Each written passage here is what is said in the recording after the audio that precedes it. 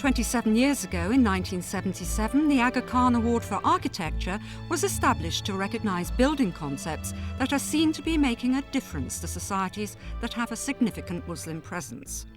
The important aspect that the award tried to recognise right from the beginning was the enormous diversity of peoples and backgrounds and architectural traditions that are represented in the Islamic world. Over the years, it has embraced a wide range of categories, from the technical innovation of l'Institut du Monde Arabe in Paris, to a low-cost school in Kaheri, Guinea, which teaches farmers the best way to breed and rear chickens, and a community-based sanitation and environmental improvement programme at Indore City in India. Judging the triennial award is an independent master jury drawn from a wide range of professions and nationalities. The award is given to a project rather than its architect.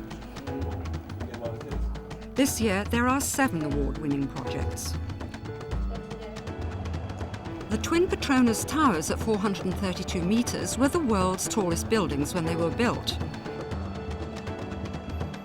Designed by Cesar Pelli, they're acknowledged as groundbreaking engineering feats in their use of high-strength concrete, columns enabling them to withstand the fiercest winds, and high-speed double-decker elevators.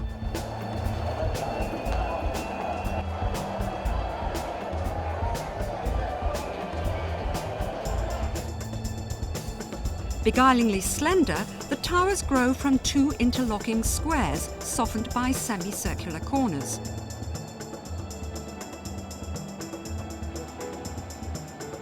Tapering inwards as they climb, they're topped by steel pinnacles. Innovative techniques include systems that have cut air conditioning bills by 50%. The sky bridge joining the towers is not only a structural feature, but allows people to pass from one tower to another.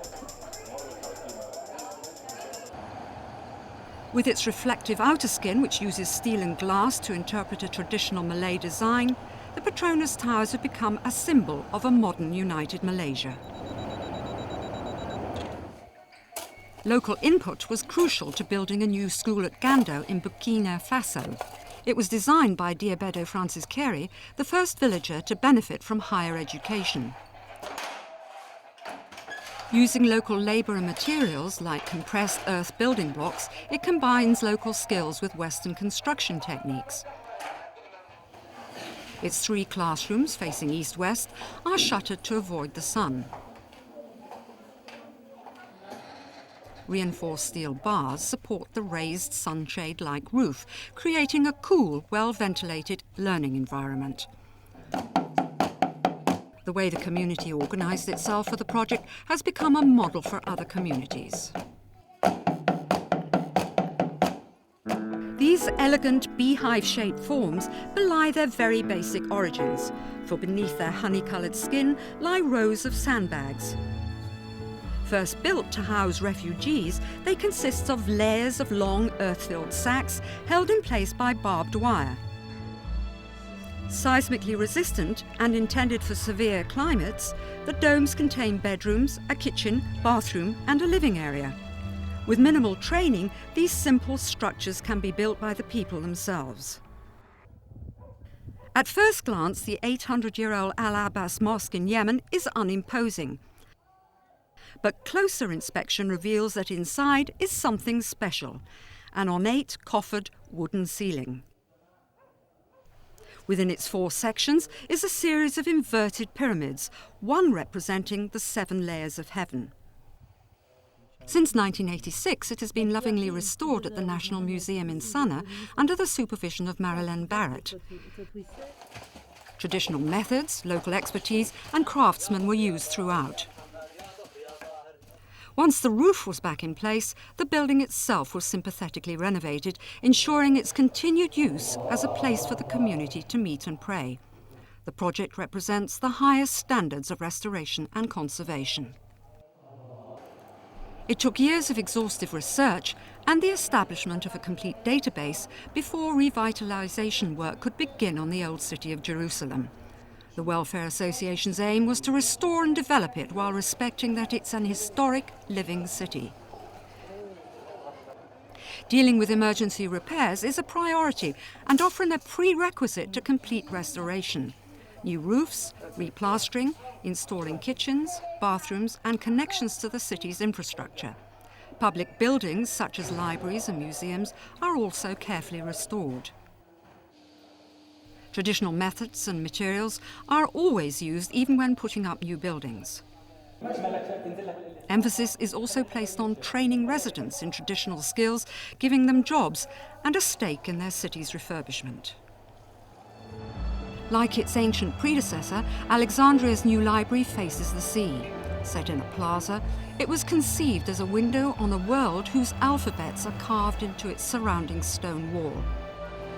Its Norwegian architects and Egyptian engineers built this technological marvel using anodized aluminium roof panels and the largest circular wall of its kind. Its scale only becomes apparent inside. It houses museums, archives, an exhibition space, and the reading room. 8 terraces moderate its dimensions, making it almost intimate. Digitally operated, the library is lit by natural light from the ceiling and sides. Thousands use it daily, many of them students who access it via a footbridge to the university. It caters for the disabled with reading rooms for the blind and access for wheelchairs.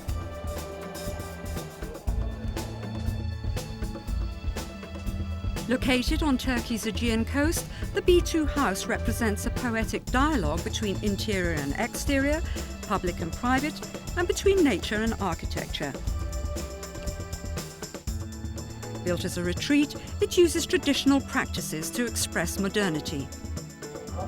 It's situated on 2 terraces. An external staircase links its 2 floors, maximising internal space. Interior walls are created by cupboards, while stone walls, reed and aluminium doors help it to harmonise with its setting.